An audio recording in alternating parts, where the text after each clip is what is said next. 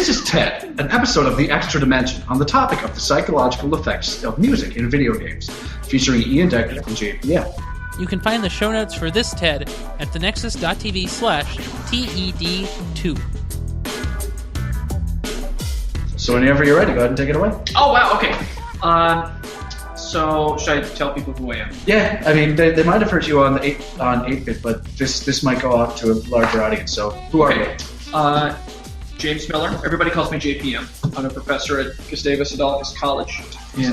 So what am I doing? Talk towards the mic. Where's that? Up here. Okay. It's going well so far, I think. And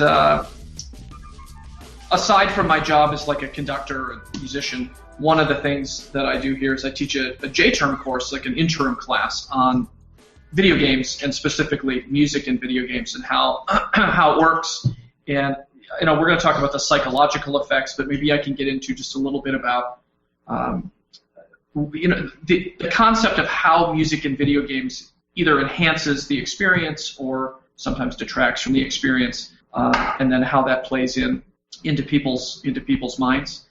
We've talked before. You know that I like the JRPGs, the Japanese role-playing games, and I think particularly music from those games culturally. I think here it's more culty, but I think in Japan specifically, it's much more mainstream. You can go to concerts and hear that kind of music. So I thought first we could just talk a little bit about video games and music and how it works. Okay, if I was going to ask you, name for me a genre of music where the music never stops, it has incredibly complex plots, incredibly complex drama, often deals with love triangles, war, one faction warring against another faction, and they're very long. What genre of music would you say that is? Opera. Opera. Yeah, good. And nice job. We didn't even plan that. There was no rehearsal even. It was just that just happened. I mean, we talked about it a little bit the other day, and that was how you described it. But I mean, it also makes sense with what you were. Yeah, right. Going on. So I mean, the whole take when I designed this class, which is a blast, because essentially, I get paid to play video games and talk about them with students, and we would project them up, and we would kind of slow things down and talk about things. My whole concept of teaching this is that video games have taken the place in Generation Y or Generation Z or whatever they're calling it now. They have taken the place of opera. Like opera used to be really popular, and now it's completely tanking. Like it's a very difficult thing. The New York City Opera, which was a very famous opera company, very successful. Just last year went completely bankrupt. They don't exist anymore. And a lot of the opera companies in the United States, they exist only on like government funding, and they don't do very well. And I think part of it is because younger people don't realize that what they experience when they're playing video games, like when you play Halo, or when you play any of the Bethesda games, or you play you play Mass Effect, or we're going to talk about Mass Effect a little bit later. Like you play those games, what you're really doing is you're participating in an opera.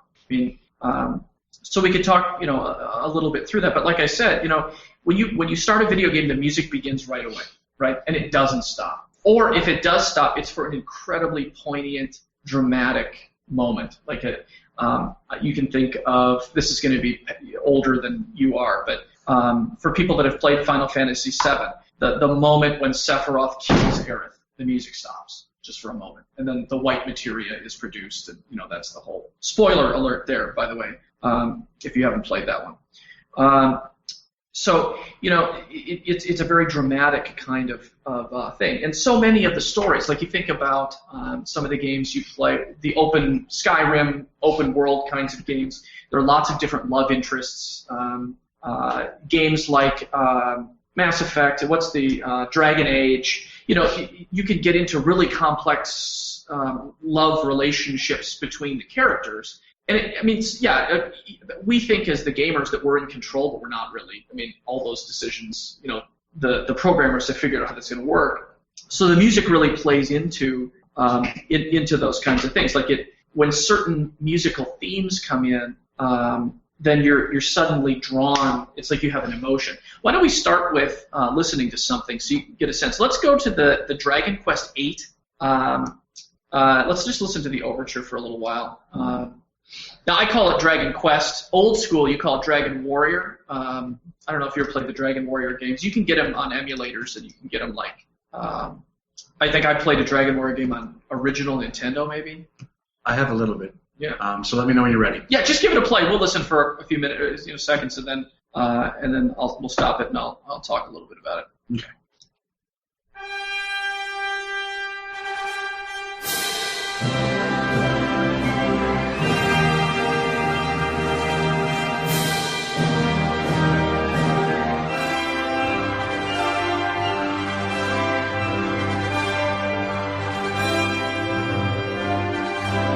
Okay, so here's what you hear. First of all, here's something that's really interesting. I mean, in terms of the way that music is developed, that is a really complex sound.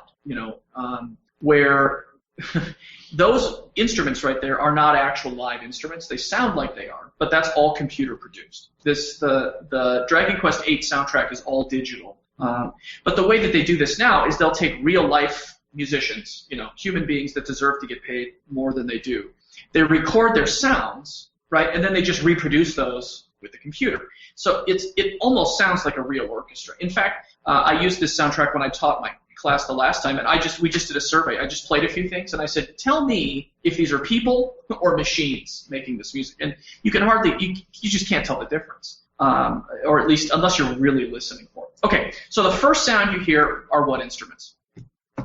Trumpets. Okay, Trumpets and bass drums. Trumpets and drums, right? So what happens when you hear trumpets and drums? Like when you go back 1,000 years. Royal procession. Yeah, okay. So there's things dealing with royalty. There's things dealing with the kind of hierarchical systems, old English systems, old Egyptian systems. You're thinking of Roman times, maybe. You get this.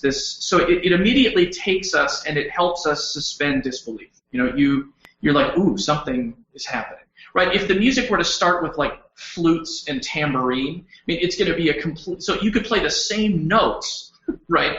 But if it's flutes and tambourine, you're like, whoa, we're going to go back and do like a Renaissance dance in a pub or something. But this is like drama. It's something important. I'm thinking Wind Waker now. Oh God, what a great! We should have put some Zelda music on here. We don't have time to get to everything, but what I'm going to talk about here in this hour, people can apply it to anything that they're listening to, and you're going to hear trumpets and drums a lot in video games. And the reason is because there's this ingrained Western and Eastern historical context where when we hear that sound, we immediately understand a certain kind of an image. Okay, so this is an overture. So what's happening in this overture is this is the big fanfare introduction, and then they're going to start to introduce some themes from the game, musical themes. And that's exactly what happens in opera. There's always an overture because people come late, right? And believe it or not, if you look at music by Monteverdi, which is some of the first opera music ever written, one of his famous opera overtures from an opera called El Orfeo, which is one of the first operas. It starts with the trumpets going da da da da dum da dum da dum da dum da dum bum da da da da dum da da da da dum da da da da dum da dum da dum, etc. And actually, what's happening there is if there's somebody royal who's attending, it'll be like, ooh, stand up, sir. Like the king gets to stand and the prince gets to stand. So it's ingrained in our history and it's ingrained in our DNA. When you hear trumpets and drums, it means something dramatic is going to happen. And so you'll find so many video game soundtracks will start one of two ways. They'll start with trumpets and drums, or they'll start with this really ethereal, distant, high string, or voice sound.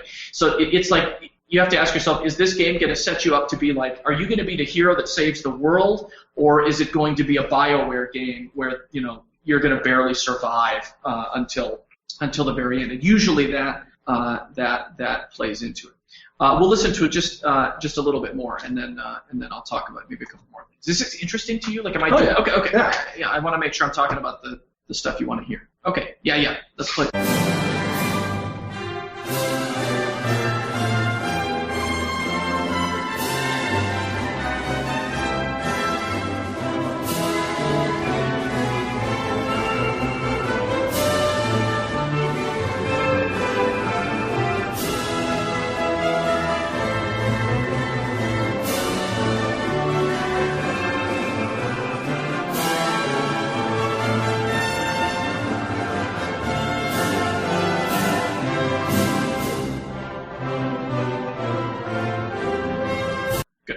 So what Ian was just commenting on. Well, they didn't hear me say that. Oh, okay.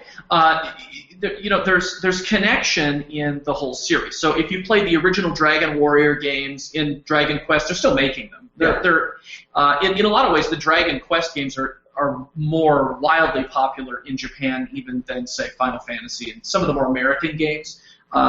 These are big time games. I love these games. And anybody listening, if you haven't played Dragon Quest VIII, you're doing it wrong. Like it's so good. It's so interesting.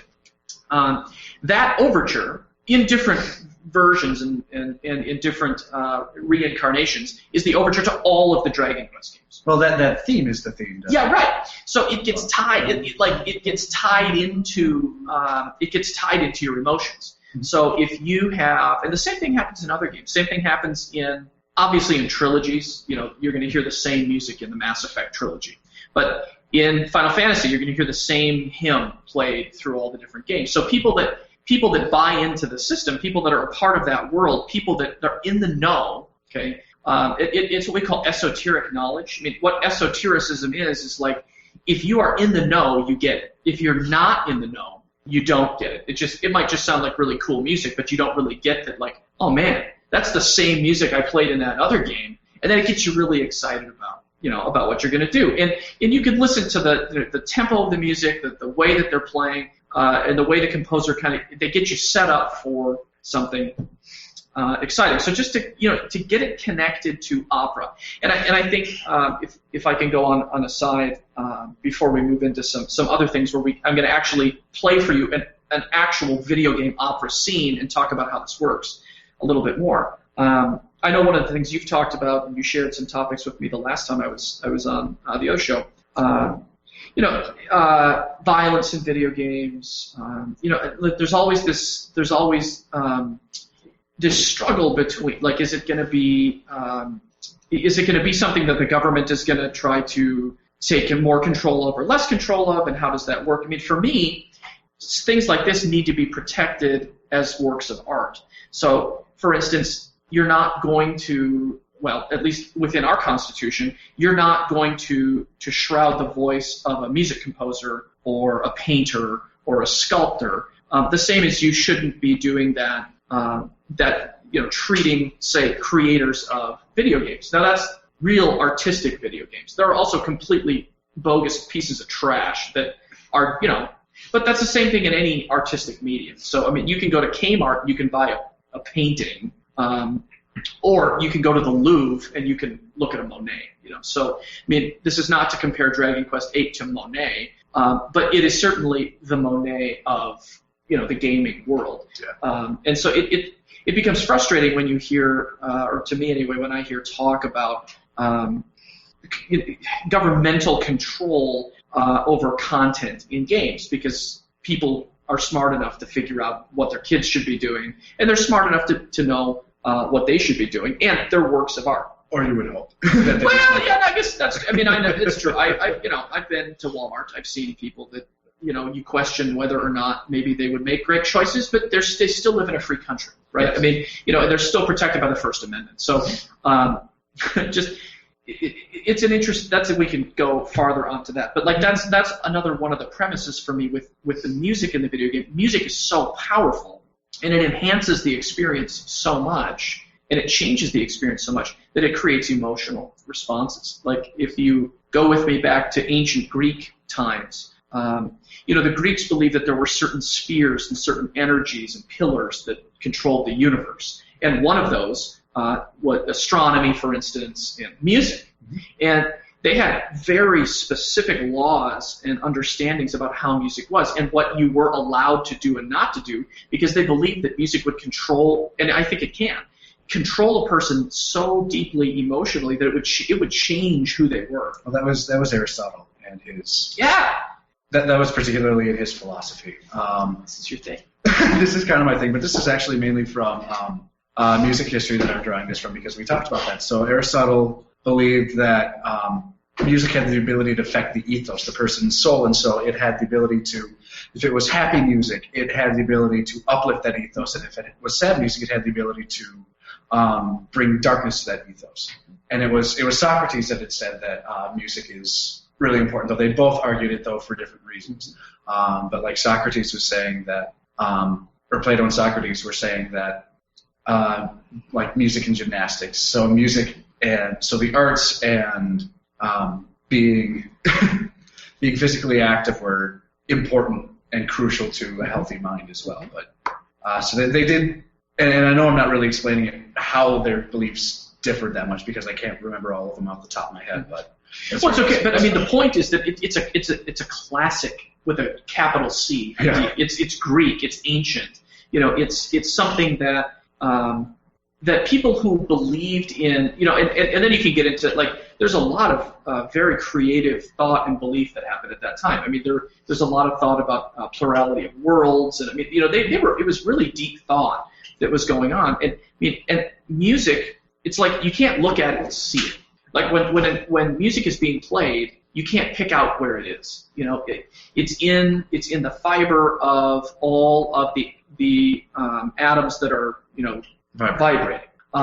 So it really is a part of who we are. Like if I play a trumpet at you, it actually is taking your molecular structure and vibrating. And so it's music is an incredibly personal thing. So just if you play 2 seconds at the beginning of that again, I mean, at the very tip of the top. Yeah, whatever. Yeah, I mean, anywhere, it doesn't matter. Like when you connect it with a feeling, just go ahead and play it.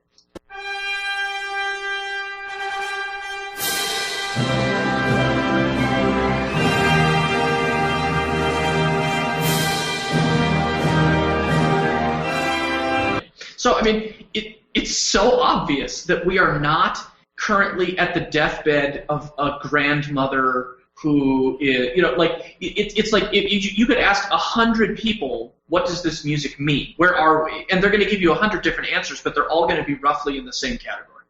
No one is going to sit there unless they're being ironic or stupid to be stupid. They're going to say something having to do with the things that we talked about. So it's psychological. It's in the, we don't even think about it actively, but passively it begins to control what we're feeling. Now, do you think that has to do with it being sort of ingrained in who we are and how our minds work, or based on how the views and the values that society gives certain kinds of music through sort of, ritualistically playing it over and over again in similar situations? Yeah, I think it's both. In my class we won't talk about some of this stuff today, but we talk about chameleon techniques or masking techniques where composers will reach into a genre of music and pull out specific sound. Actually, we are going to talk just a little bit about it with the music from Okami, where they'll reach in and grab a really specific sound to create an environment in someone's mind immediately. And it has to do with the scales they choose. In fact, we could skip to that one right now, so I can give you the example. So here's what you got to, before you play it, okay, you have to close your eyes and you just sort of imagine, I wish I hadn't said what game it's from. You imagine what the world is, where it is, what do the characters look like, what are they wearing, what does the sky look like, what's the temperature, what's the season. It's like you close your eyes and try to imagine all of those things and see what the composer provides you. This is the music you hear when you start this, what I believe to be one of the greatest games ever made. So when you start it, this is the music that happens. Yeah. Okay.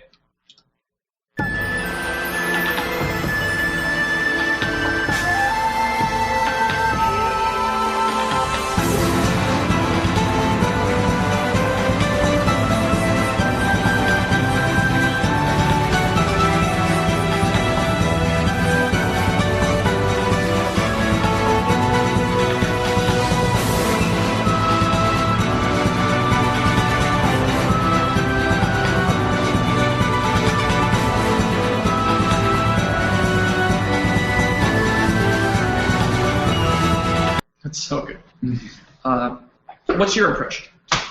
Well, there's a lot of movement. There's the driving beat, which I saw you tapping along with. Yeah. But there's also, besides just the really strong beat that's playing continuously, there's also a lot of movement in between that. So it feels like we're going somewhere. It feels like we're on a journey. There's a lot of sort of emotional tension, but it's positive tension because all of the music itself is in a major key for the most part. Yeah. Well, it's a pentatonic scale. Yeah.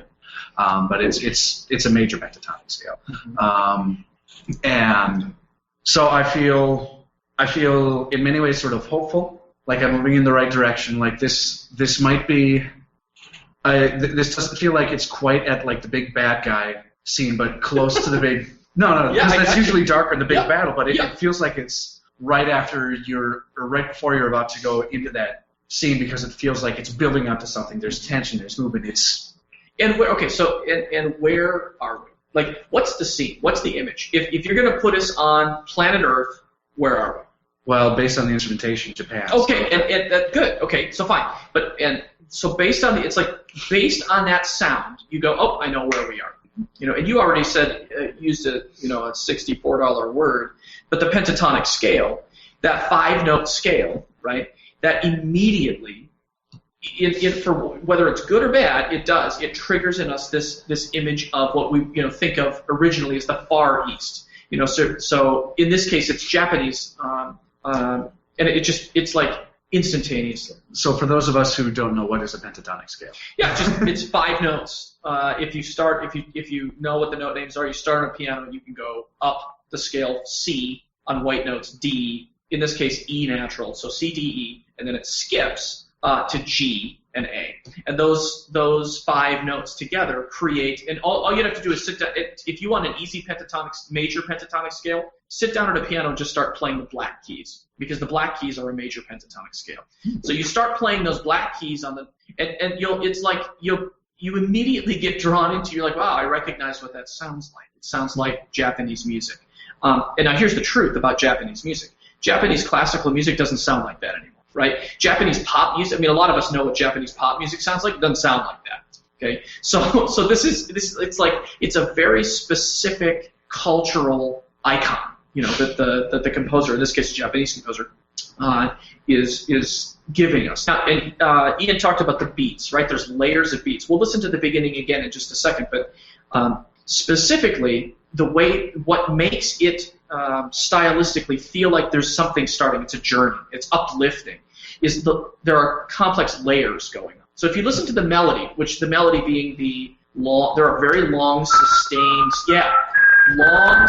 string notes and slower pitches melodically going along, right? And underneath that, you have down kind of at the molecular level of the music, you have fast moving things. And then above that, you sort of have slower moving pulses. And so by layering and stacking all of those rhythms at the same time, it creates that kinetic energy in a person, and it kind of gives, it's like musical anxiety.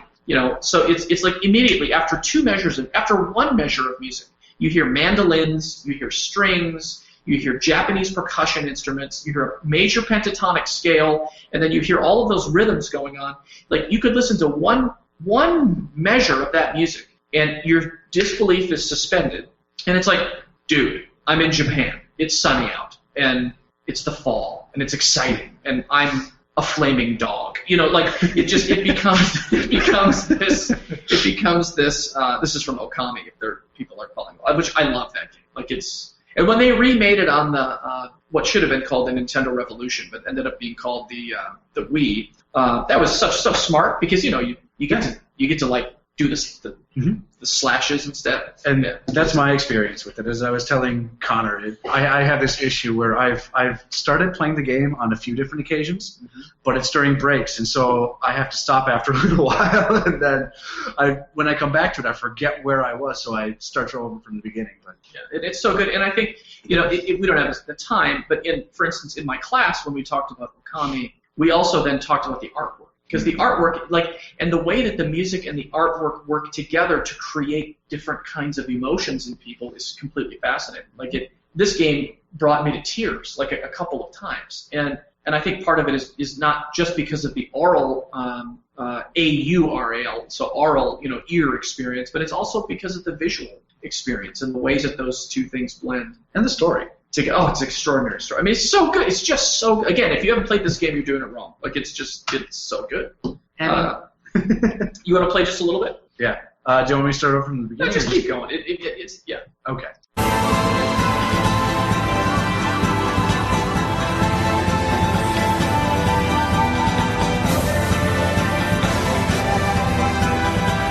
Now, if you can hear what's happening in here, we're starting to blend in elements of Western music, right? So you can start to hear Western instruments, you can start to hear Western tonality, you're starting to hear notes that aren't in the pentatonic scale. This is a very popular thing. If you're into anime at all, okay, so this is a very common thing that composers will do, where they'll start with the Eastern sounds and then pull in the Western sounds to create this kind of an image. There's Princess Mononoke, for instance. The extraordinary experience. I spent 2 days on Princess Mononoke in this class, and we watched the film, talked about the music. But like, there's an actual track on that soundtrack. Of course, now that I'm talking about it, we don't have it. It's okay, but you can go find it and listen to it. Called East and West. And of course, a big part of that film is there's a journey that's going on, and it has elements of East and West. And you hear it starts with shakuhachi flutes, and it like immediately it encompasses this Japanese sound, and then slowly over time it begins to switch to Western instruments. So now what's happening in the film at that time is like the characters are just walking across the screen and they're on this journey. Most people watching the film aren't actively analyzing the music while it's playing. Yeah. But what's going on subversively for them is the composer is planting this Eastern sound. It's in a way, it's stereotypically Japanese, because you can't get more stereotypically Japanese than, say, like shakuhachi and gong, like that kind of Eastern sound. And then all of a sudden it turns into Western instruments, and it helps the listener kind of make this journey. So this is going on here also, which of course the whole premise of this game is you're on this long journey. So spoilers. You want to go back to some opera? Let's go into the Final Fantasy opera scene, because I think this is really where, at least the first time for me, when my real love of symphonic music and gaming. Those are, before I got married and had a daughter and all that. Those are my first two loves, like music and video games. Playing Final Fantasy VI is, and again, there probably are quite a few people listening that haven't experienced that game, because I think people now think of it like a game that old people play, which makes me really sad, because I'm old. I guess I'm old. You're the one that's saying that, not us. Well, yeah, but have you played it? Final Fantasy VI? Yeah. No. Okay, see, so, thanks, Ian. You're holding me up. Well, maybe this will get some people interested. Yeah. I'm not going to get into the whole story of it, but essentially what happens is there's an opera scene in the game. It's pretty famous now in terms of a moment in gaming history. But I'm just going to walk you through this track as we go. So we'll stop as we're going and talk about some things. And the characters are Maria and Draco are the main characters. And there's going to be a third character that comes in. And you don't have to know anything about the game. You don't have to know anything about what's going on to become immediately understanding of what's happening in the story. And it happens only through the music. Now, in the original, of course, it's done through your Super Nintendo, so the music is a little bit less complex. But Final Fantasy, similar to Zelda and Nintendo, they've started these concert tours, like Video Games Live. Yeah. Final Fantasy has its own tour called Distant Worlds. I saw it live in Boston, and it was amazing. I would have so much rather, in some ways, gone to see Final Fantasy Distant Worlds than go and see a BSO concert, which, as a musician, I feel like a blasphemer saying that, but here's the deal. It was incredibly entertaining. They're projecting the games over the orchestra. Everybody in the orchestra clearly understood what was going on, because they're getting paid peanuts to play video game music, and they love doing it. And everyone in the hall, like Boston Symphony Hall, which I've been to many times because I lived in Massachusetts, it was never full, right? If the BSO plays a concert, there's a lot of people there, and they're one of the greatest orchestras in the world. They're amazing. But I had never been to a concert where you couldn't get a seat. Symphony Hall for Final Fantasy Distant Worlds was completely packed with people dressed like Muggles and people dressed like Cloud. you know who that is, at least? Yeah. Okay. God. The guy with the Buster Sword. Yes. Okay. Good. At least, at least we might be in different generations, but at least we can speak the same language. Okay. Do this. Do the Oh, tech. here, I'll let you do that. So this will bring you over to the next.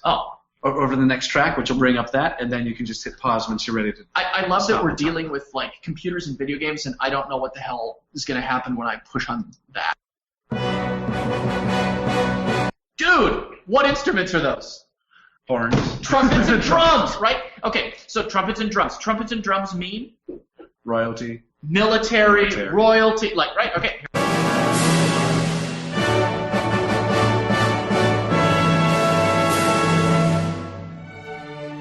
Uh-oh. So now something's happening, right? Actually, another character has just come on stage. You don't even have to be watching it. And tell me about this character.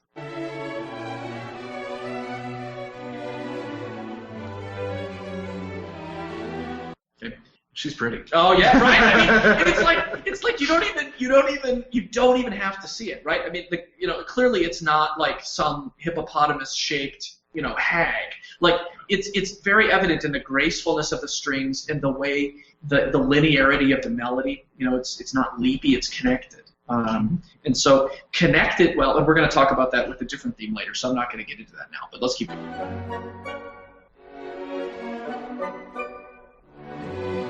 Okay, so composers often can give you clues. They're called leitmotifs, Leitmotif, leitmotif. And all that really, it's a fancy music word of saying a musical theme that represents a character. But little leitmotifs can also represent parts of the story. So when you hear this music right here, you're hearing this blop, blop, blop, and then underneath it you hear yum, bum, bum. So that is an automatic musical relation to conflict. Okay, you have two opposing ideas happening at the same time, but the composer separates them so the listener can actually hear both things, right?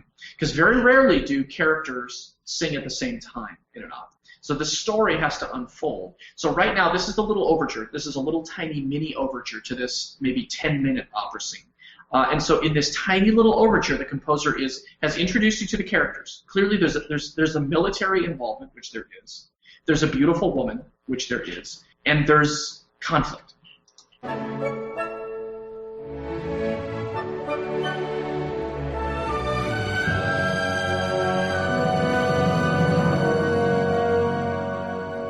Good. And then you get this suspended chord, right?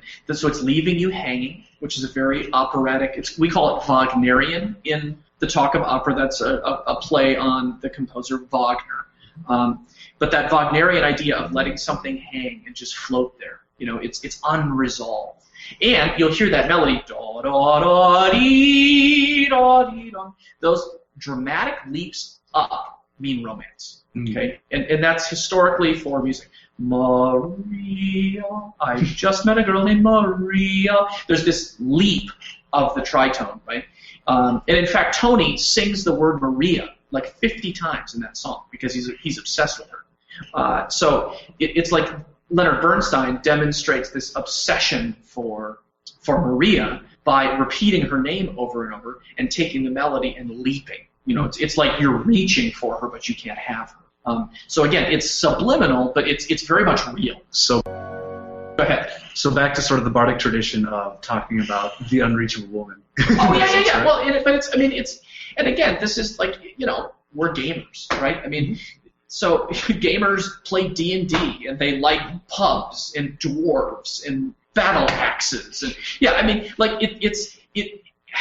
it's why we spend all the money on it. People are smart. Like the composer, this is Nobuo Uematsu, or Uematsu, who is probably the single greatest composer in the history of the video game world. Like the way he defines and controls his audience through drama of sound is extraordinary. It's on par with, again, I'm going to say it out loud, and my colleagues would laugh at me, but it's on par with Wagner. And he has a much bigger audience than Wagner. Right? Because Wagner was only essentially for people that can go to opera. But Uematsu is for anybody that can play a video game, right? Any doofus that can turn on an N64 or a Super Nintendo or a PlayStation can experience this genre of art. And in many ways, it's much more meaningful to them than, say, Wagner, because I wish that people would understand that I think if we took a bunch of gaming kids and took them to an opera, they would like it. Well, what I was saying is that it's in a historical context that I was asking if that came from sort of the bardic tradition. What we talked about in music history is that bards, one of their biggest themes that they would write songs about was talking about sort of like an unattainable love for a courtly woman, sort of thing. So is that why the leap is there, so that they're ever reaching for it? Yeah, the Rapunzel, let down your hair. I mean, it's that, like the woman in the tower, right? Because it's Shakespearean. Romeo and Juliet is away. They're in different families, and yeah, absolutely. And I think that kind of bardic tradition, troubadours and trouvères, and the French countryside. I mean, that sort of Renaissance time. That's when gamers wish they could have lived. It's like, they wish they could go back, and I think they would find dragons, but I don't think they would. And then they realize all the sanitary issues. Yeah, well, but I mean the plague. What's that?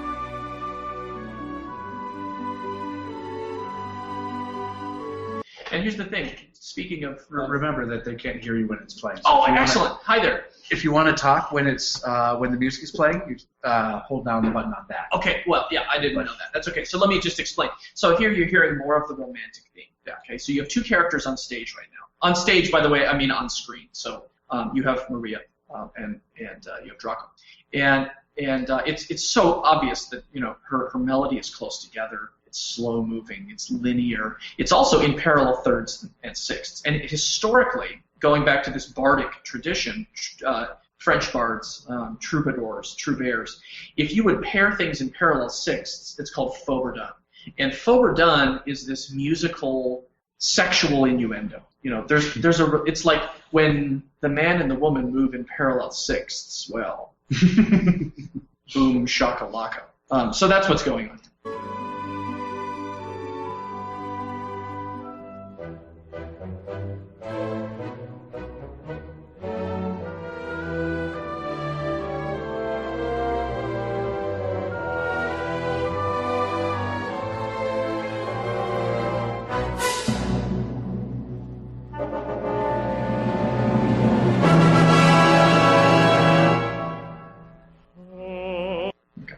So Ian said it right when it happened. It's like, oh, new character. And there was that little transition that happened there where everything's awkward. Everything kind of happens at the same time. And it's because the characters finally encounter one another. And now there's going to be this interplay.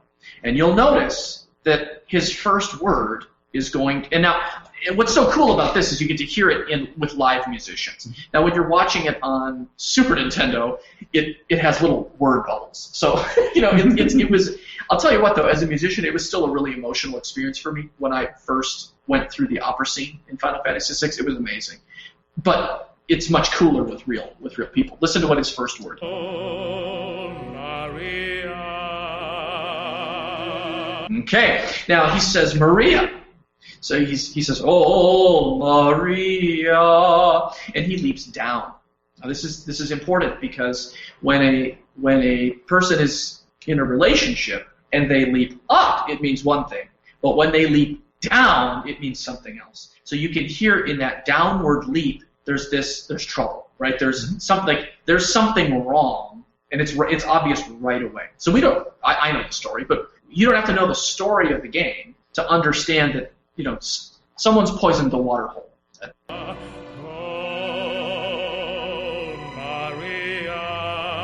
And then he repeats it. So he does it 2 times in a row, exactly the same.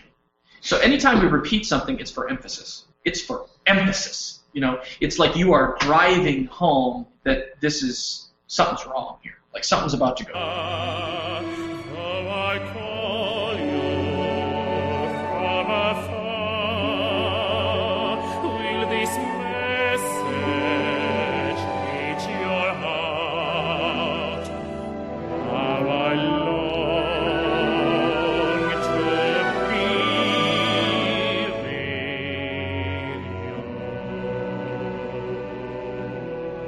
So he's longing to be with her, right? So there's clearly love from him to her, and they're not together right now. Even though they're both on screen, it's similar to like a Mozartian quadlipit.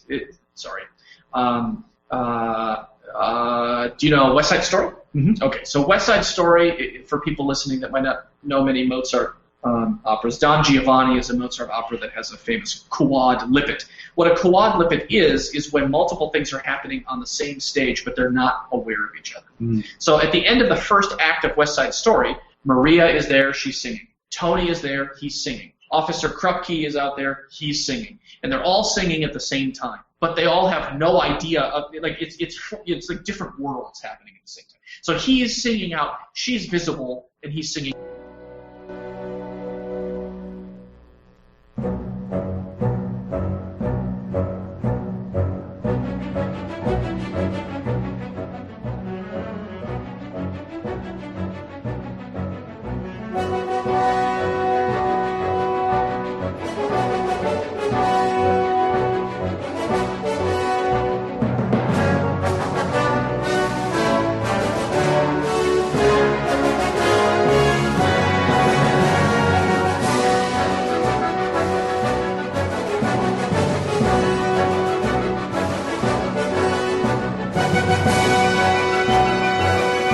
Okay, so I mean, what's going on? Who's here now?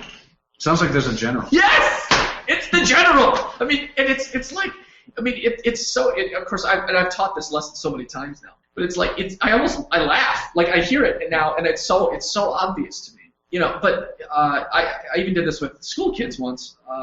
We were talking about video games and opera and music, and it's like they all know. They're like, I don't know. It sounds like the army is coming, and it's like it does. Well, it's the drum line from the marching in there with the steady beat and the boom, which gives the and then the band's going to yeah. So the third character has come on stage. Okay, so there's a third thing, and again, with opera, it's a totally uninteresting story if there's a man and a woman.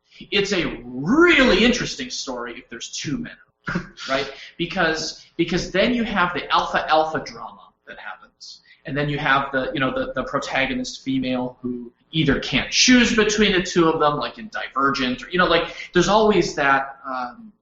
Whether it's a dystopian world or it's a world like this, which is a fantasy world, you can't just have like a boy and a girl. Like Romeo and Juliet works really well, but it's this dramatic tragedy. And there's other characters. If it was just Romeo and Juliet, they'd fall in love and live happily ever after because they love each other. So if there wasn't anything wrong or anything in the way, so somebody has to get in the way, and it may as well be.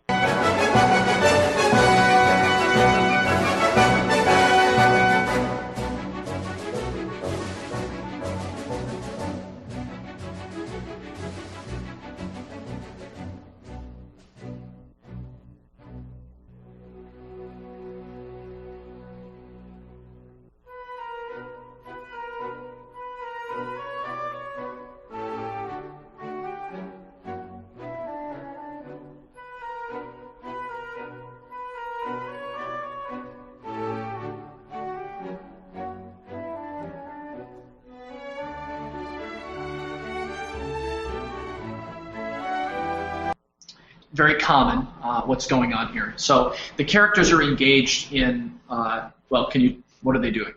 It's opera. There's all different kinds and styles of music happening. Well, right now it sounds sort of like she's by herself again.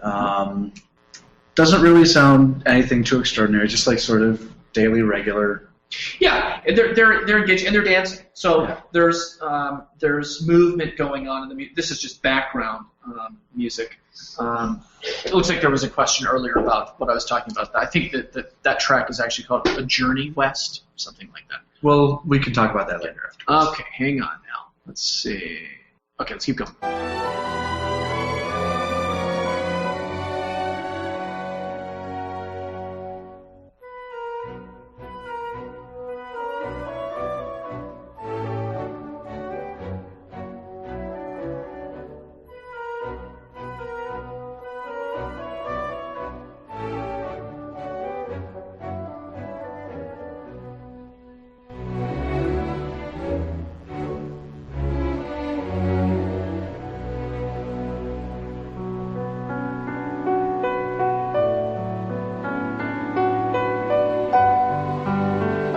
Okay, so something happened right there. What just happened? What instrument came in? Piano. Piano. And I'll talk about this a little bit when we listen to a Final Fantasy VII track. When solo piano plays, we fall in love. Like, the solo piano it's like this instant cue for the heart. You know, that you're going to tug on the heartstrings. When a man loves a woman and he goes to her home to woo her, he doesn't play his harmonica for her, right? I mean, like, he doesn't go and play his tuba. Like, he goes, maybe, right? But if you think about it, I mean, you would sing, potentially, you'd sing, but if you're going to play an instrument, you play the piano. And the piano has this expressive range, and so when you listen to the way this piano draws you in, this gets really cool.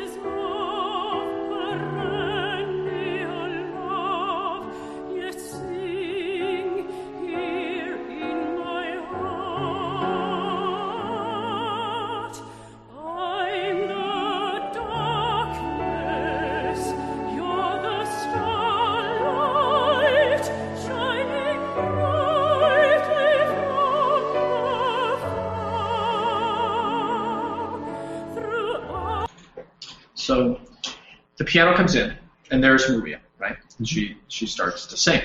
And she says, you maybe didn't catch all the words, but she says, I'm the darkness, and you are the starlight. You know, and she's longing for him. So he's longing for her.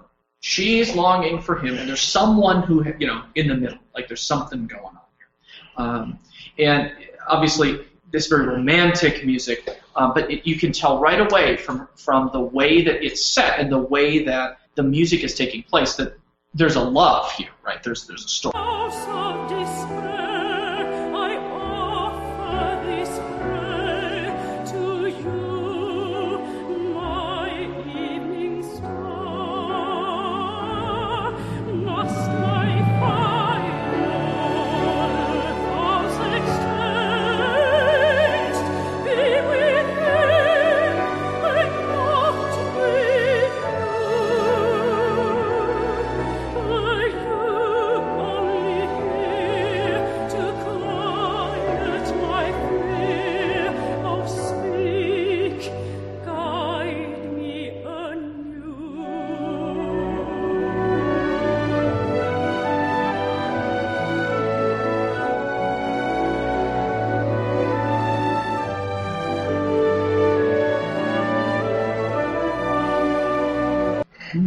So horns. Oh, it's a great orchestra. So did you catch what she said last? She asked for them to guide her anew. So like this one, okay, and then immediately there's a key change. So it's like the composer's like, okay, let's go someplace different harmonically, and then it's going to keep. So from here, it's going to keep going, and you'll hear the characters start to interact.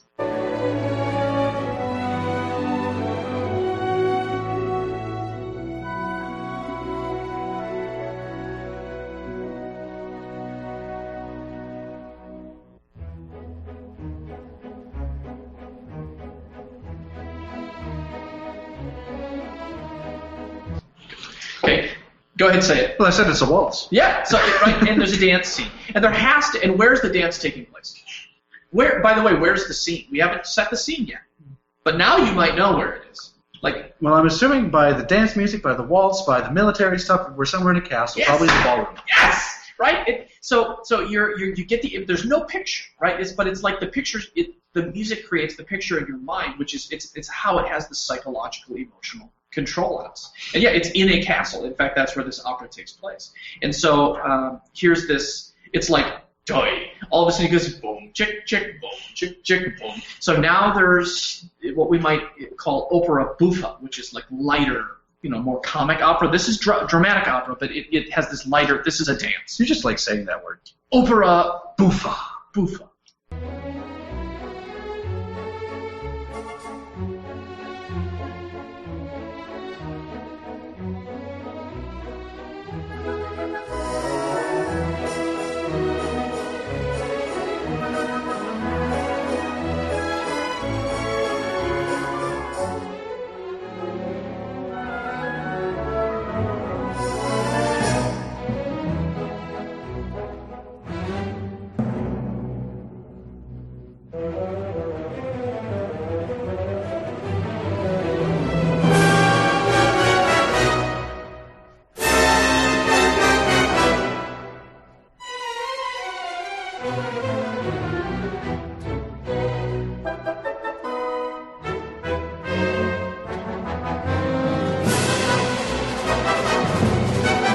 So what's going on?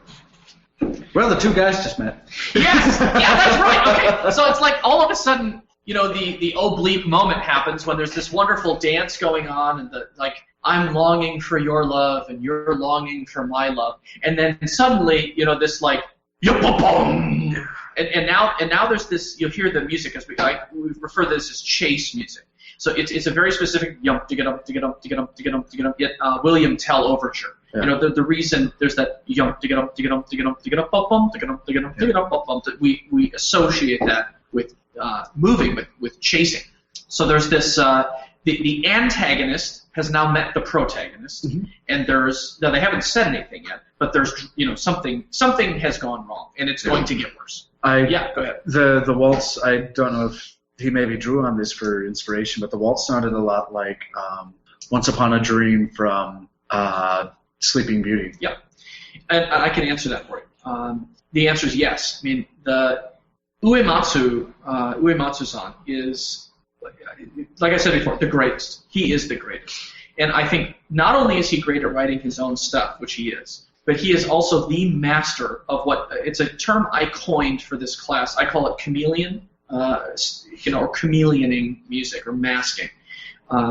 Because he takes other ideas, you know, he can everything from punk rock to opera to a waltz to a fandango and he can just somehow he can write in that style so it sounds authentic and traditional. You know, that that's not a poorly written waltz. It's very nice, but it's the same thing John Williams does. If you're familiar with John Williams, right? John Williams gets the credit for all this great music. If you know Superman, can you read my mind? That okay. Well, go listen to Richard Strauss' Death and Transfiguration, and fast forward it to the famous part when the whole orchestra in unison goes dee dee dee like it's a blatant ripoff, you know. And that's not to say that that's something he does all of the time, but it is something that he has done. Okay, so there's a connection there to how things that work really well for a reason. So why try to reinvent the wheel when you can grab onto something that's really great and then immediately draw a listener into that. So okay, let's keep going.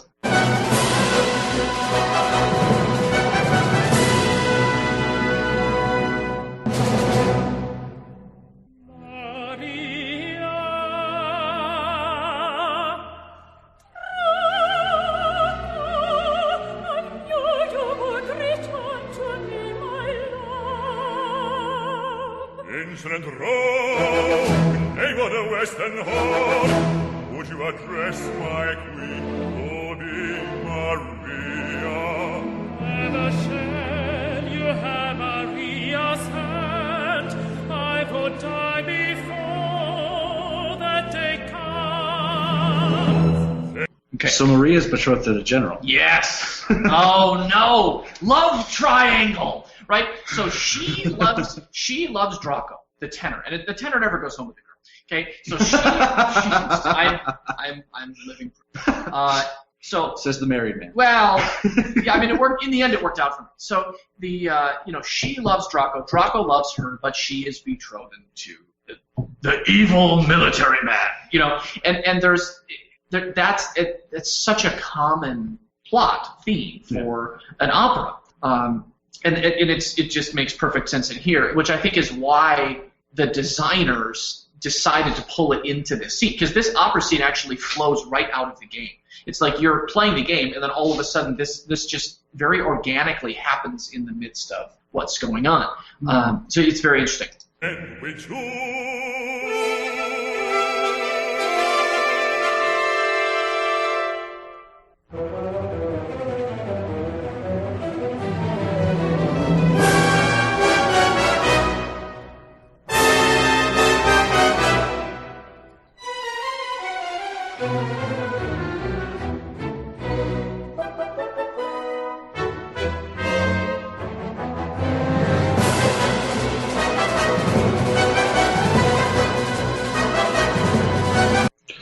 So it's the light theme, and then it's the alteration of the light theme. So bum bum bum, and the bum bum bum bum bum bum. Yep. Okay. So you're a step ahead of me. So you can hear it, right? The yum bum bum, and then the so that's from the very beginning. That's the conflict. So that's the musical development of that conflicting moment, and that conflict exists between the two male characters who are now fighting and chasing each other around the stage, right? Yeah. Because he says you must choose, and the tenor's like, I would die before you go home with that person. So but yeah, like the music is what makes it happen. If this was happening without music, it would be two guys fighting over a girl, which I don't know. That happens in every dorm room probably on this campus. Like it's just that's a normal part of life, right? It's like the males have to kind of sort themselves out to compete over the females. But it becomes drama and art when you incorporate the music at a really complex level, even if the listener isn't thinking about it at a complex level.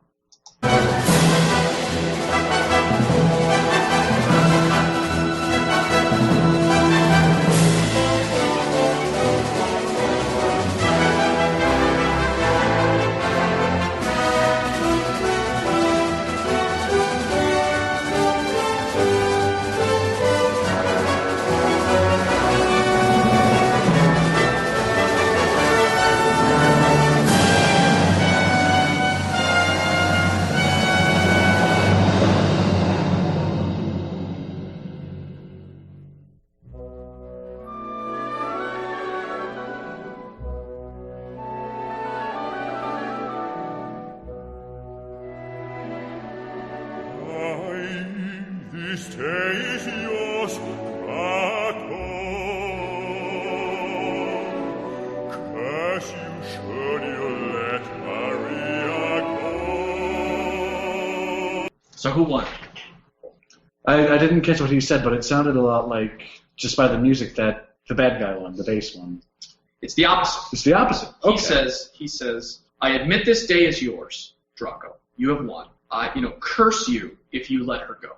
So throughout this little battle scene, it has come out similarly to most video games, where you fight the end guy for like 6.5 hours, and then somehow they're still alive at the end, just to like give you their parting words, and then but it's like I thought I killed you like 11 times. But he's still he's still alive, and he's like, okay, you've won, but I'll be damned if you let her out of your reach. Okay, so here we go to the end.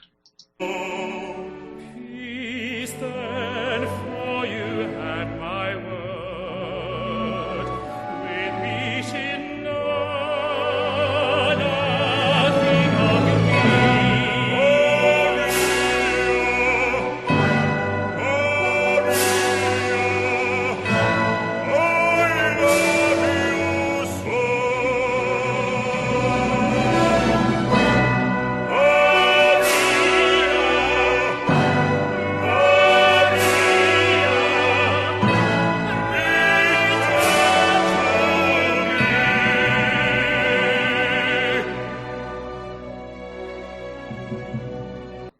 So the bad guy isn't that bad. He's only bad in that he's keeping you from it, because in the end he still is like, okay. You feel bad for him, right? Yeah. And you don't feel bad. You don't feel bad for him if the music isn't like that.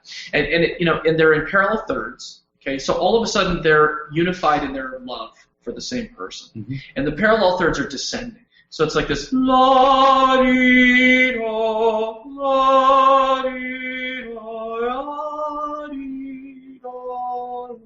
So it's this incredibly linear, connected, falling. It's horribly sad. It is I almost come to tears. Just like I remember what it felt like when I was like 12, and I was playing this thing, and it's why I think now, like, I'm so obsessed with sharing these things, especially with students, because I think they don't get, like, some people don't get that video games are actually, they're extremely artistic, and from the musical standpoint, this is worth the time of study that many other kinds of music are, but it's poo-pooed, It's great here because we have kind of a January term, like an exploratory thing, which is, this is perfect for that because it's very exploratory.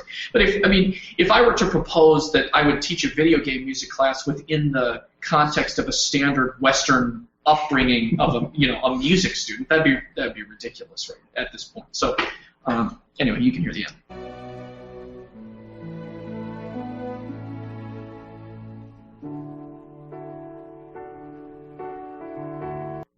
Piano, right? Here she comes. The piano started. I am thankful, my beloved, for your tenderness and grace. I see in your eyes, so gentle and wise, all doubts and fears erased.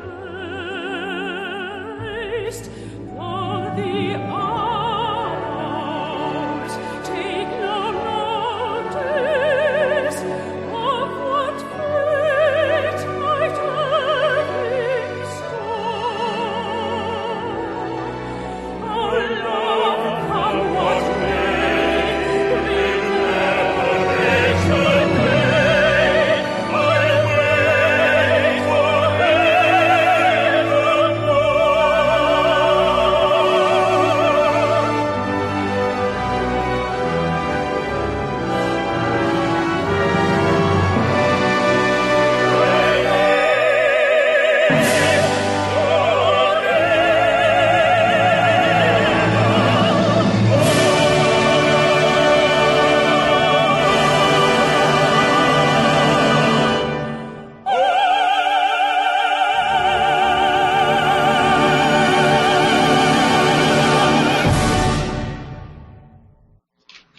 Isn't that great? It's just great.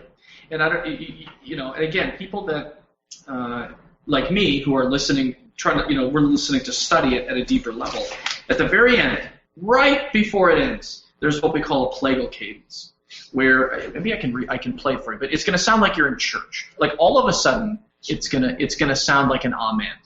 Like 4-1, right? Yeah, like 4-1. That's exactly right. And so instead of resolving, it does resolve traditionally at the end.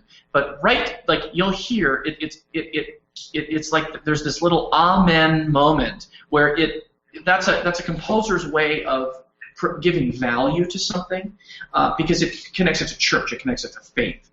So you can probably hear it if you really listen for it.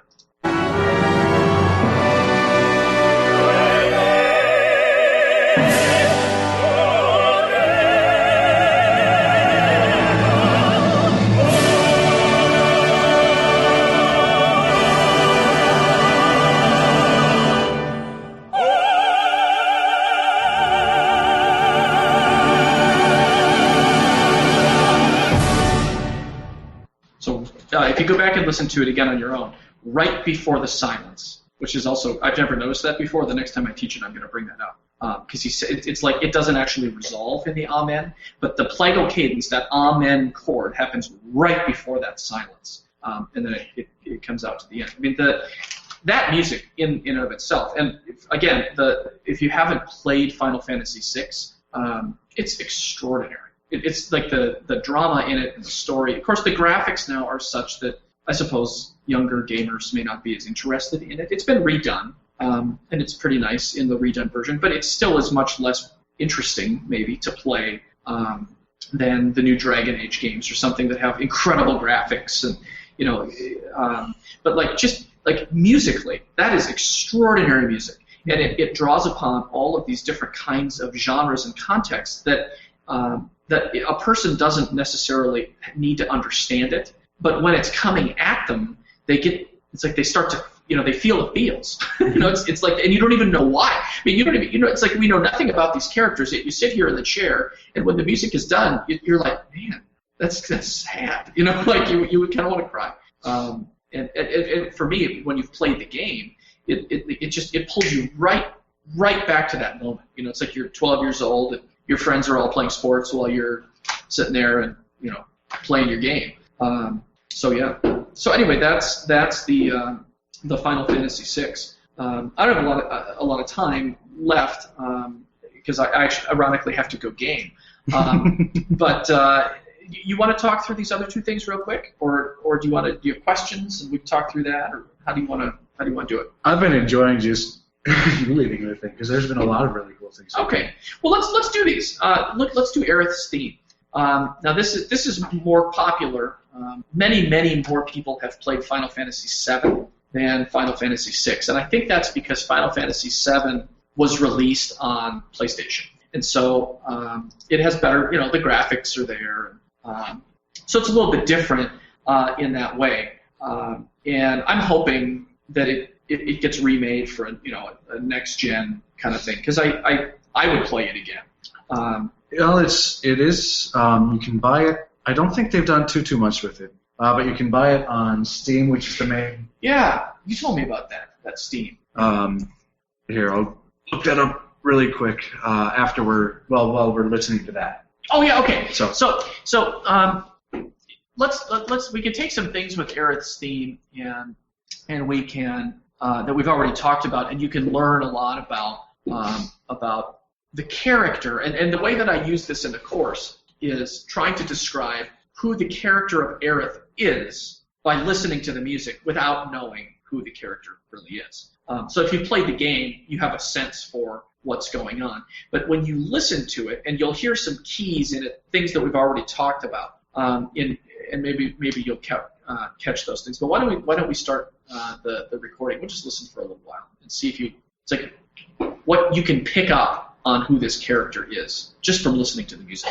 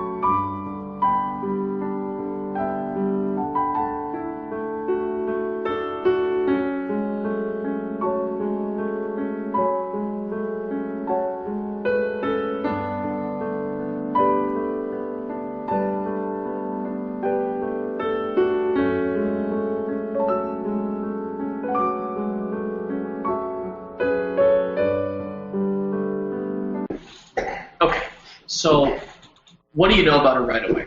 Sorry, what do you know about the character right away? Male or female? Female. Extremely obvious. Okay, and what else do you know? Love interest because of the piano, as well as there's the leaps. Absolutely. And if you go back, we'll listen to the very beginning again.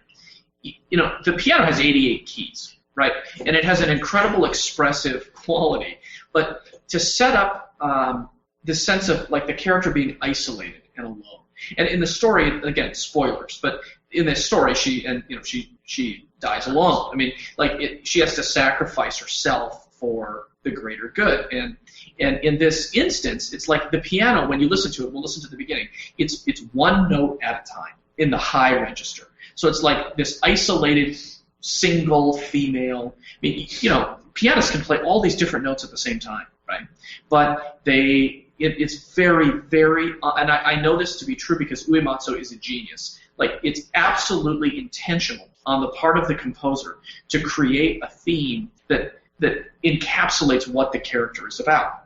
And every time Aerith is on stage, or Aerith, however, depending, every time she's on stage, on screen, that music plays. It's her leitmotif.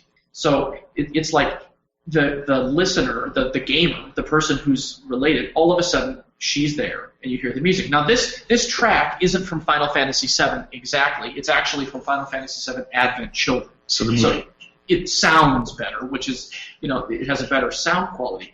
But if you've seen the film Advent Children, awesome. Which again, I showed Advent Children in my class, and we talked about Aerith. In fact, we kind of spent a week on using her as an example of how gaming and opera are so connected, and how she's kind of the pinnacle person for me in that gaming world. But it's like as soon as she comes on screen in the movie, And you're not even sure if she's going to be in the movie because she's dead, right? So, but of course she is. Spoiler. She's in the film, and as soon as she shows up, like as soon as you're pulled into the church, the kind of bombed out church where the flowers are, like as soon as you see that, bum, bum, beam, bum, bum, you hear that theme, and then there she is. She's in a dream, actually. Cloud is dreaming, and yeah, it's extraordinary. And I mean, most people watching it, maybe they've played the game, maybe they haven't. They might not know that, but it's like if you've played the game, and again, if it's esoteric, if you're in the know, like if you have that experience, that turns on the floodgates, And so that's really like do the very beginning, just so you kind of hear what I'm talking about. You'll hear it. I mean, it's so obvious.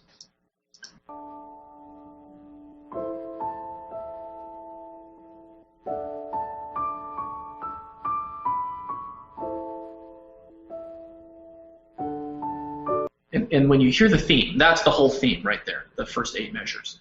It starts with the single lonely notes going up and the single lonely notes coming down, and what happens after that? It's this stasis. It's like this stationary hanging there. Bum, bum, beam, bum, bum, bum. Bum, bum, beam, bum, bum, bum, beam, bum, bum, bum. So it's like he sets up loneliness. He sets up this suspension, this kind of long, it's in 8 measures, you know who that character is. And you don't have to know anything about music. You don't have to. I'm not a genius about this stuff. I've just thought about it a lot. But when you really go deep and think about it, it unlocks this world of I can't believe that. Oh my God, that's But when you're just experiencing it, you're watching it, you're playing the game. You somehow, psychologically, it's like you know who that character is. And that music would sound a lot different. The character would be set up a lot different if it was major, meaning sort of happy sounding. If it was played by electric guitars, or if it was played by drum set, or when other characters in Final Fantasy VII come on stage, they have different music. And in this case, this is her, right? There's a love interest there.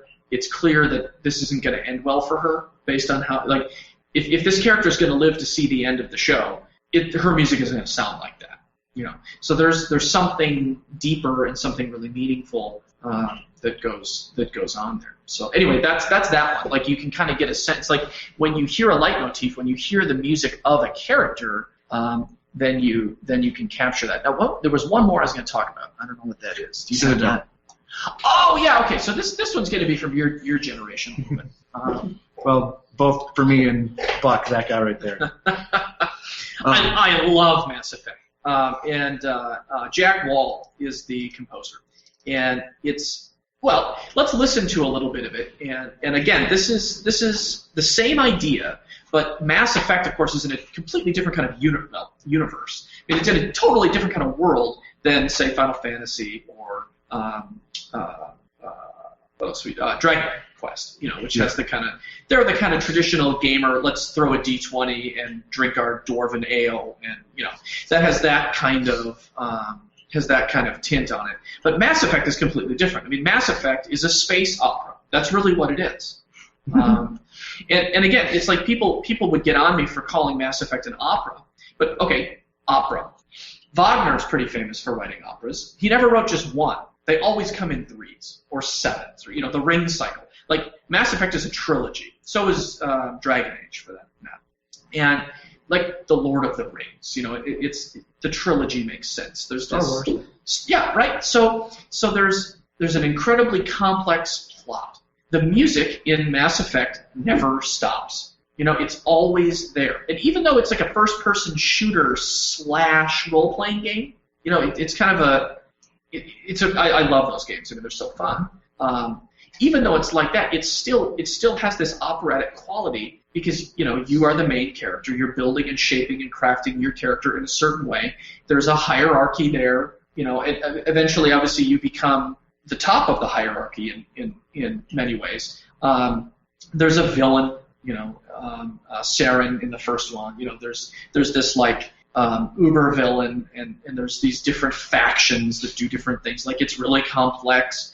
So it's very operatic in that way. It doesn't play it's not Mario.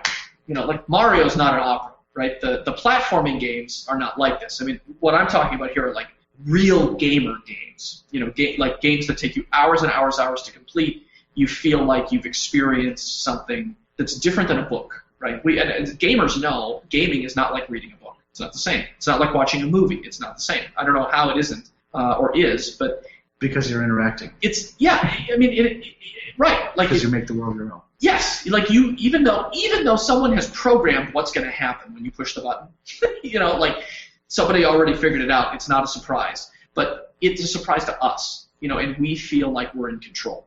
And when we trigger music, you know, when we walk through, if we're playing a game and we walk through a door and new music starts in this new world, we feel like we did that. You know, it's like, whoa, that music's cool. And what actually happens, it's usually not that cool, and it usually is, it takes what's cool and just repeats it over and over and over and over and over.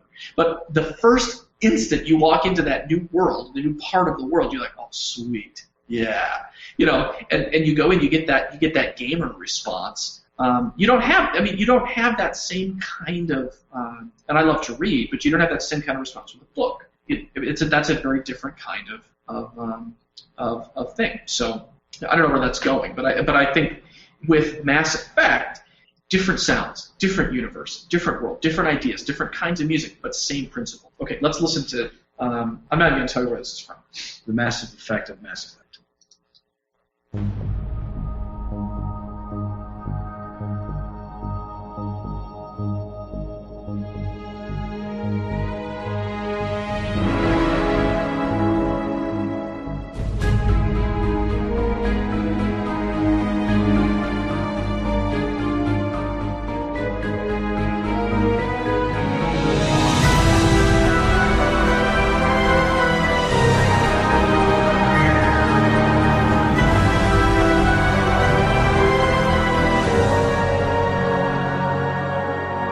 Ooh, there's a deceptive cadence there. This is really something. Okay. Suspension. All right. So what do you hear? Where are we? What's going on?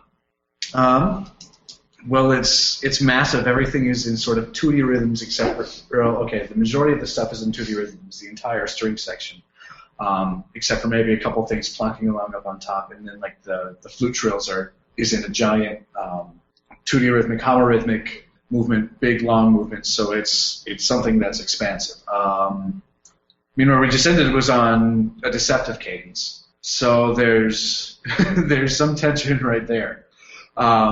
Because, well, things aren't actually resolving. It feels like it's about to resolve, but not quite. So in some ways, that's a bit of a foreshadowing of a lot of the stuff that's going to happen. Yeah. No, you're spot on, and it is massive, and the music in this is massive.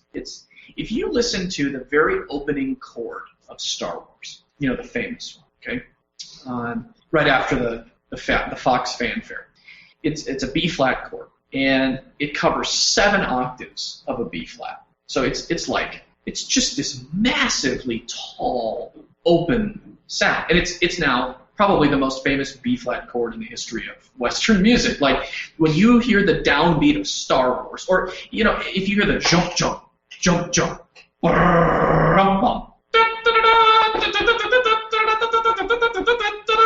if you don't hear Star Wars after that, you're disappointed. Right? Like, if the music from a romantic comedy starts after that, you're like, oh, dang, we're not watching Star Wars. God. You know, so, I mean, it's powerful in its expansive way, and it sets up this universal sound. Okay. My thinking of the Fox theme has now been ruined. There's a version of it done on recording. Yes, I've heard the recorded version. It's amazing. Every time I hear that, now it's just so good. good. It's just like, that should be my theme song. Now, here's some things I want to point out about Mass Effect. Mass Effect is going for an image, and the composer, like the team that wrote the game, and the composers, there's a team of composers that wrote the music.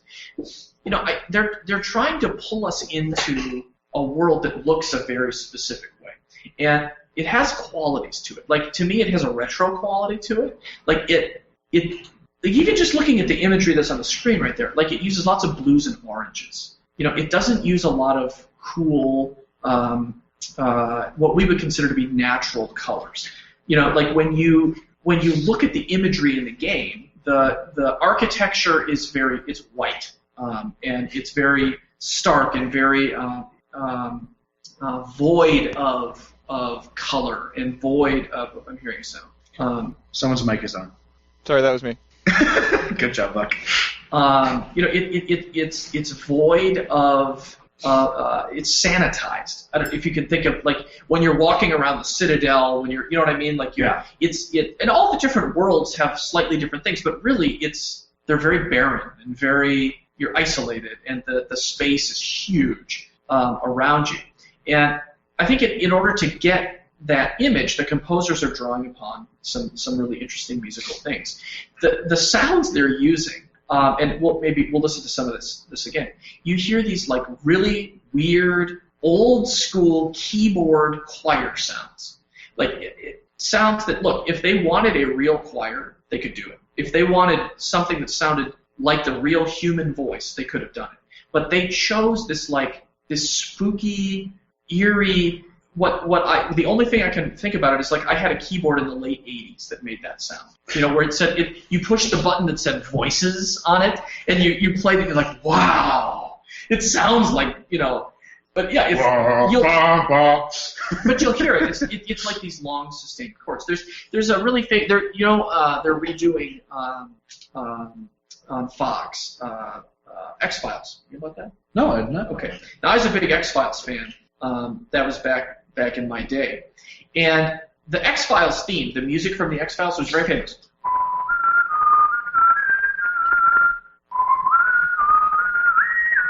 Okay. That was with the theremin, right? Well, here's where it actually happened. So he had, he's going to write the theme song for a very famous TV show that lasted for seasons. They have plenty of budget. He can do anything he wants to write the music. Basically, it started by him whistling into his microphone on his computer. And the sound that came back was just super spooky, like it was weird. And they were like, yeah, I like that. So it's like they're using a kind of a retro sound, and then eventually they kind of modernized that sound to create what they wanted. But it's like they're using this retro sound to create this spooky image, because Mulder and Scully are the peons of the FBI. It's like, yeah, you go talk about your ghosts and aliens. Yeah, whatever. And so it's like it gives it this low budget feeling. Well, to me anyway, with this, it's like they're looking for retro.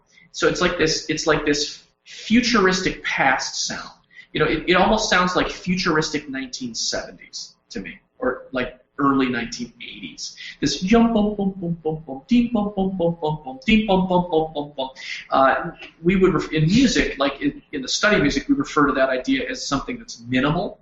So they take minimal music, meaning they take a tiny amount of material and just use it and repeat it and develop it. There's all the way through the Mass Effect soundtrack, track after track after track.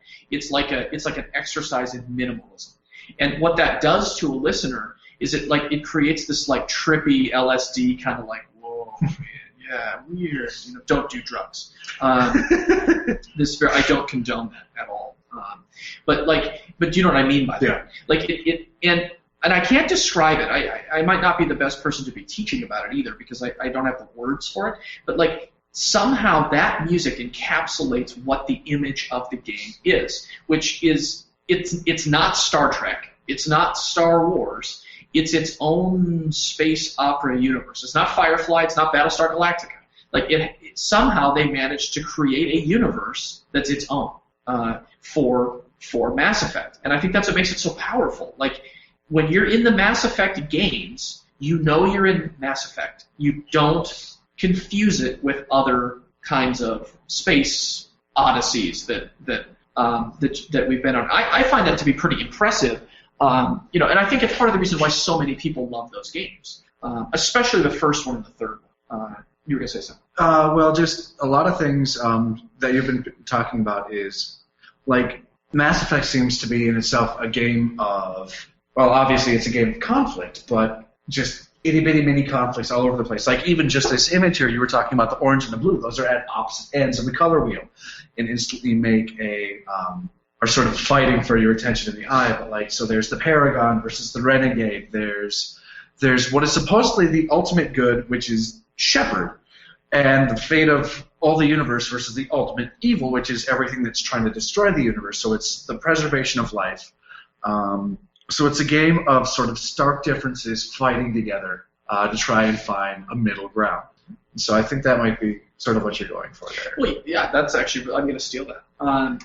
No, I think that's exactly right. And with the imagery, that contrast, if it exists in the music, then it's just enhanced that much farther. When you look at other games, if you take Dragon Quest, something we talked before, bright, beautiful colors, greens and blues and reds, and very a very full palette. And this is the opposite of that. That's right. That's what else that I was going to say. You also talked about like the artwork in Okami, and so this you were talking about how like there's also with the architecture it's very stark white, and there's just little splashes of color here and there, which is also very. I'm not sure if it harkens back to, but it's very similar to the art style that was used in traditional Japanese painting, where it was outlines, very flowy outlines, mind you, but outlines that were drawn in just black and white, and then there were touches of color used very sparingly just to highlight certain things. Yeah, yeah, absolutely, and it's what I think harkens back to the fundamental purpose for me of trying to design. I only get to teach this course basically every 4 years, really, now is how I'll get to do it.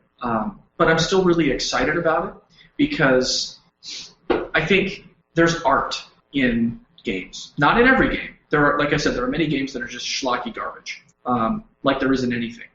Books, you walk into Quick Trip or the 7-Eleven. That's not where you're going to buy books that you're going to teach in your American Lit class, right?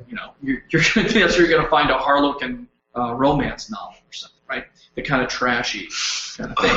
Where if you right, but think about it, like, anybody can walk into Best Buy and buy Madden football, right? Those people aren't gamers necessarily. Now they're playing video games, but really what they're doing is playing Madden, which I play. I play with my brother. I love Madden, but that's not gaming.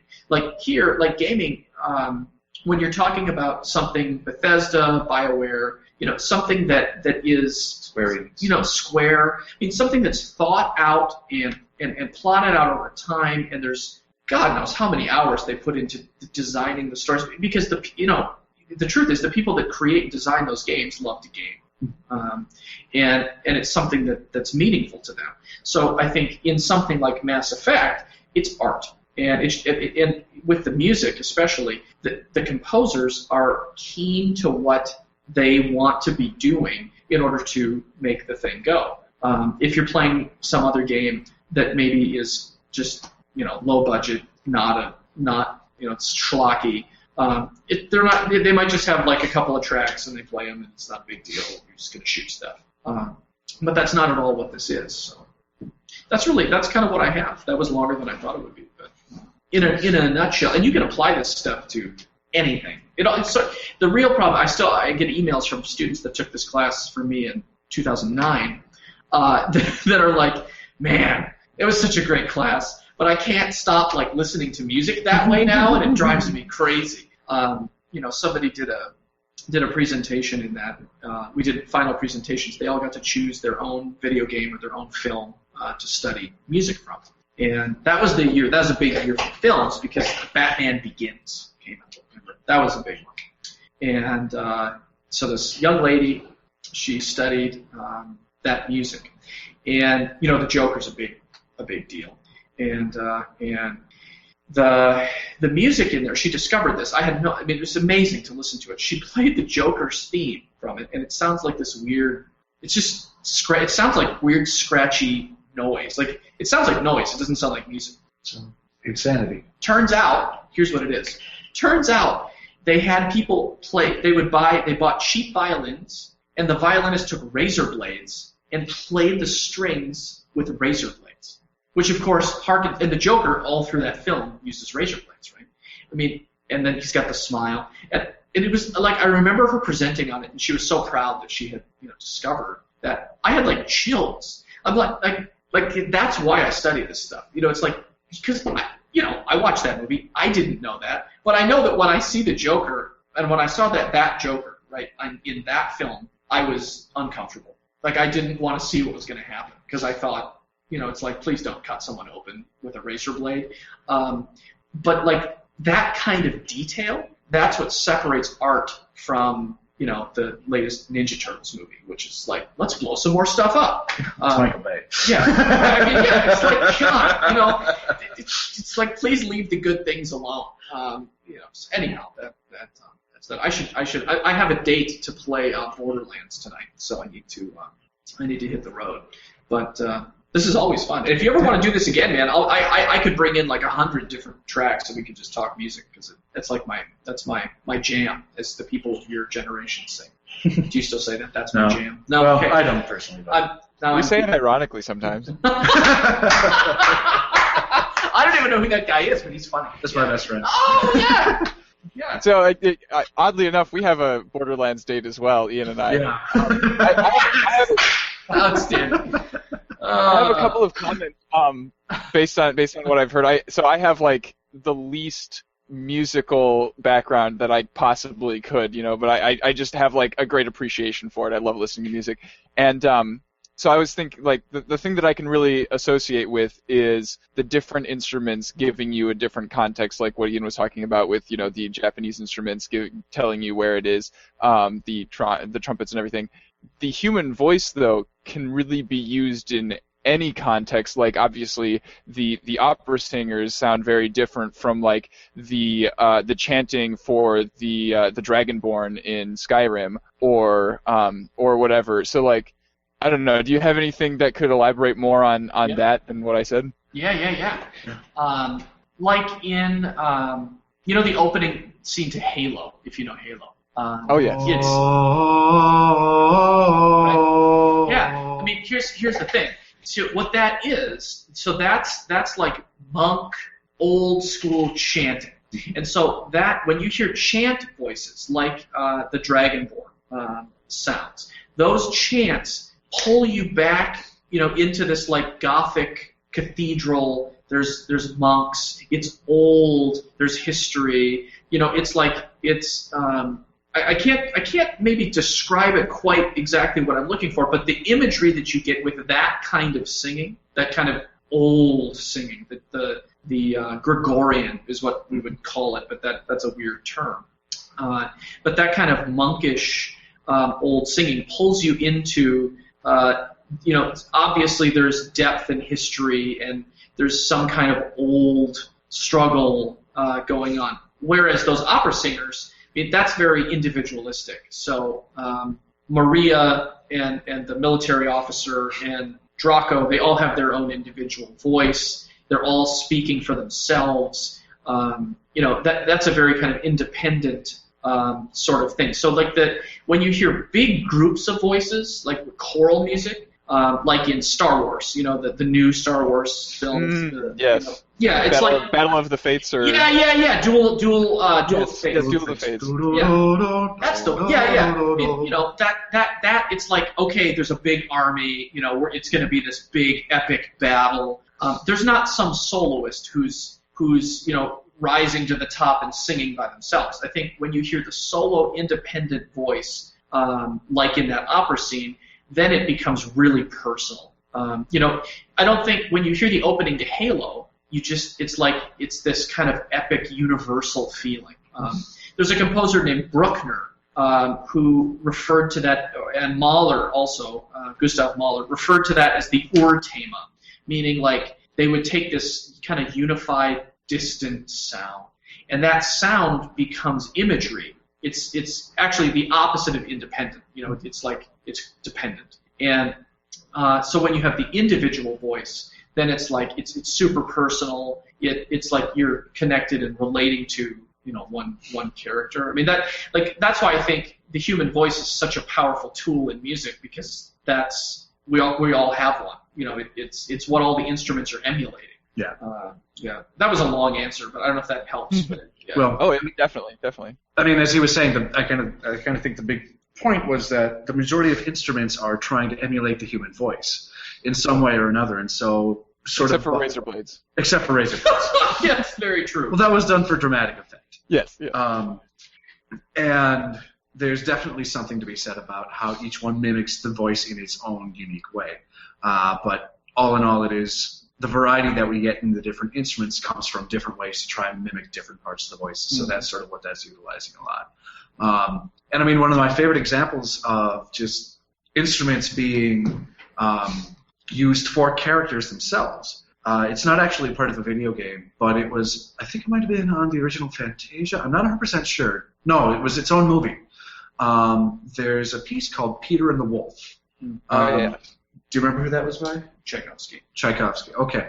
Where it's Or is it Prokofiev? I think it's Prokofiev. Maybe we can look that up later, Ryan. Seriously.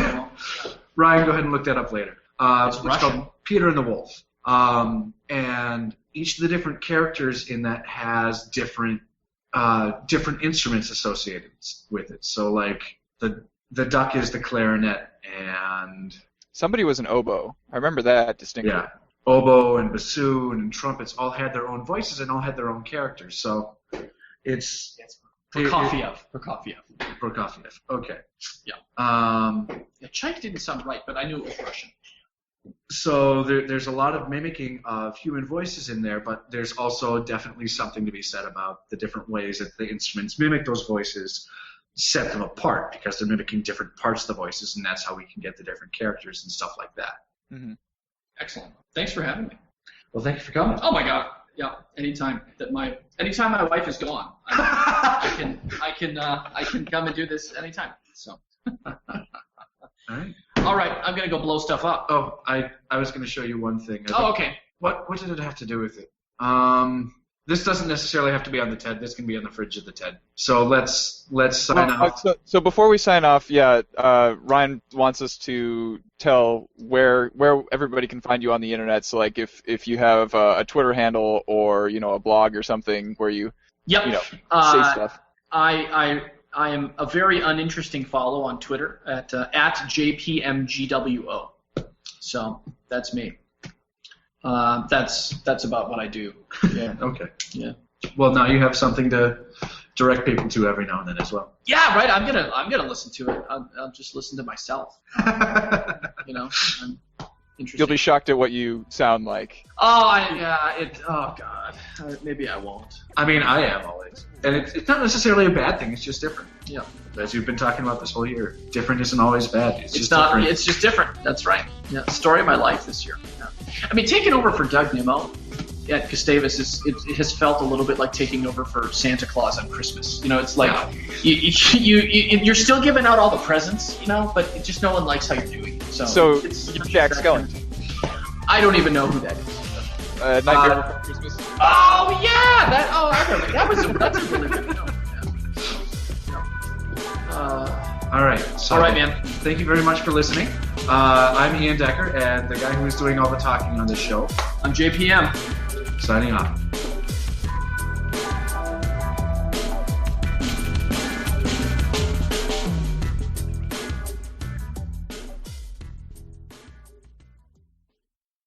Thank you for listening to this episode of TED. You can find the show notes at thenexus.tv/TED2, and you can listen to The Fringe at thenexus.tv/TF292. Be sure to tweet our guest, JPM, on Twitter at JPMGWO. Have a good one.